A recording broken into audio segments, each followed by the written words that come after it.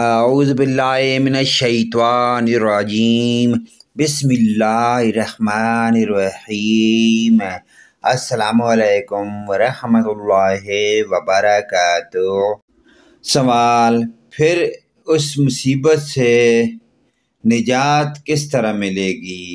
جواب: قیامت کا دن کہ 50,000 برس کا ایک دن ہے، آدھے کے قریب گزر چکے گا، تو لوگ آپس میں مشورہ کریں گے کہ کوئی اپنا سفارشی تلاش کرنا چاہیے کہ ہم کو ان مصیبتوں سے نجات دلائے۔ چنانچہ سب مل کر پہلے حضرت بابا آدم علیہ السلام اور پھر دوسرے انبیاء کی خدمت میں حاضر ہوں گے، لیکن کہیں بات کی سنوائی نہ ہوگی۔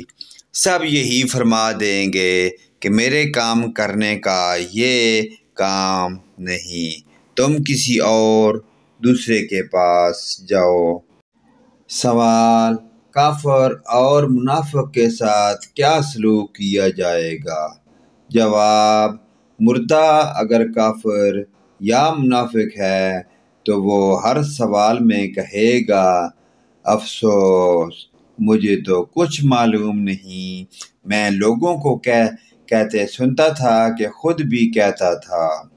اس وقت ایک پکارنے والا منادی آسمان سے پکارے گا کہ یہ جھوٹا ہے، اس کے لیے آگ کا بچھونا بچھاؤ، آگ کا لباس پہناؤ اور دوزخ کی طرف دروازہ کھول دو، اس کی گرمی اور لپٹ اس کو پہنچے گی۔ پھر اس پر عذاب کے لیے 2 فرشتے مقرر ہوں گے جو لوہے کے گرز ہتھوڑے سے اسے مارتے رہیں گے، اور سانپ اور بچھو اس کے برے اعمال، کتا یا بھیڑیا یا اور شکل بن کر اسے ایذا یعنی تکلیف و عذاب پہنچاتے رہیں گے۔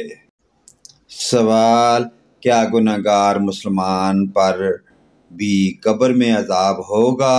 جواب: ہاں، بعض گنہگاروں پر ان کی نافرمانی کے لائق قبر میں بھی عذاب ہوگا، پھر اس کے پیران اعظم یا مذاہب کے امام یا اولیاء کرام کی شفاعت سے یا محض رحمت خداوندی سے جب خدا چاہے گا نجات پائیں گے۔